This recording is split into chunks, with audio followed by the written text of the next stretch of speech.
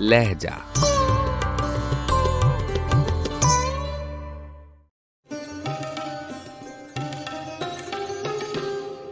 गजल आगा हशर काश्मीरी, आवाज़ो पेशकश राहिल फारूक।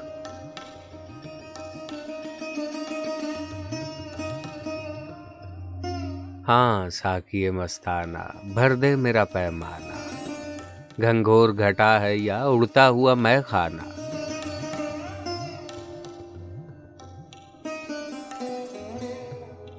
होती हैं शबे गम में यूं दिल से मेरी बातें, जिस तरह से समझाए दीवाने को दीवाना।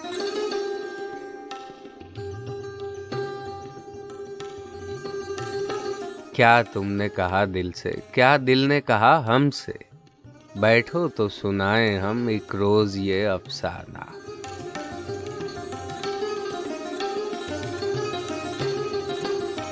गुस्से में जो दी गाली मुंह चूम लिया मैंने, जालिम ने कहा ये क्या, मैंने कहा जुर्माना।